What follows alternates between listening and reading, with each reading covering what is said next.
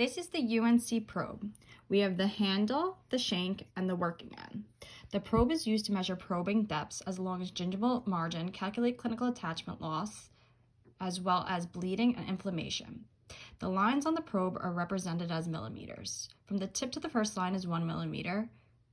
From the first line to the second line is 2 millimeters, 3 millimeters, 4 millimeters, up to this thick black line is now 5 millimeters. Moving on 6 millimeters, 7 millimeters, 8 millimeters, 9 millimeters to this thick black line is 10 millimeters, 11 millimeters, and 12 millimeters. The working order for the probe is from 1 to 16 buccal, and then from 16 to 1 palatal, down to 32 to 17 buccal, and come around, and it is 17 to 32 lingual. The probe will get 6 measurements, one on the distal, the buccal, the mesial, and then the palatal, the mesial, the buccal, and the distal. So, to place the probe, you're going to want to angle it into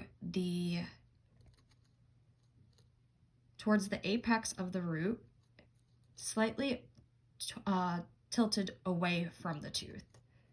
Starting at the distal line angle, you're going to walk the probe, and once you go interproximally, you're going to angle the probe 10 to 15 degrees away from the tooth and into that cool space.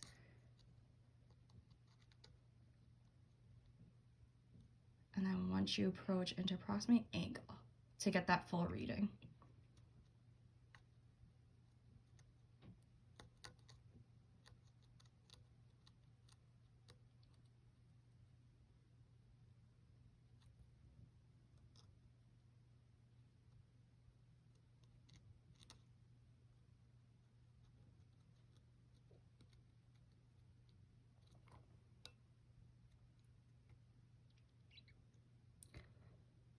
To read the probe, you're going to want to document its deepest or biggest reading for each section of the tooth. So for this tooth, it is 5, 4, 6.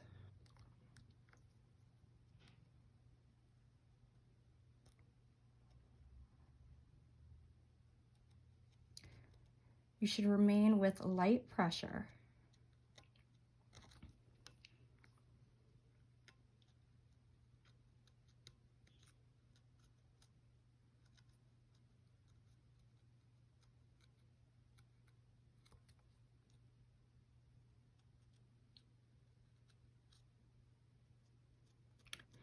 In health, the cal is 0, and the cal is between the CEJ and the junctional epithelium, or the gingival margin and the bottom of the sulcus.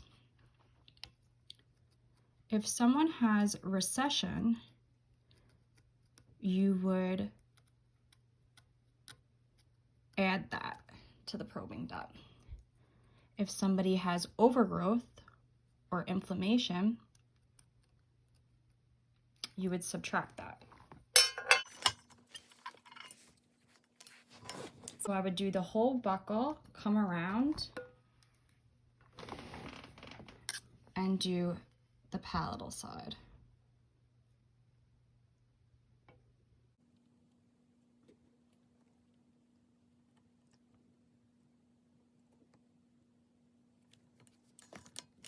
Let's skip a few teeth to save some time. Okay, the palatal. Okay, let's just start it. Come around here.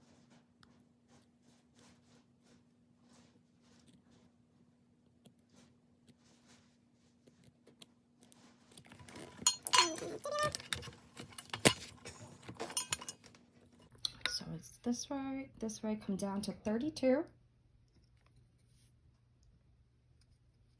Let's starting at the distal line angle and come out, distal line angle going mesially, and it is a walk. Contraindications would be for newly erupted teeth,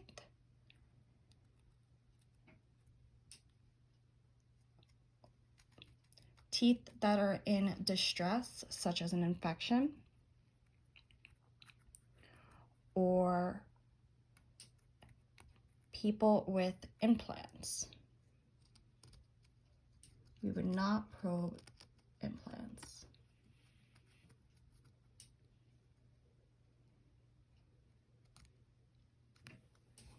I would do the whole buccal, come around, and then do the lingual. I'm going to start here, into the coal space, come out, walk it, and angle into the coal space, and do the whole lingual.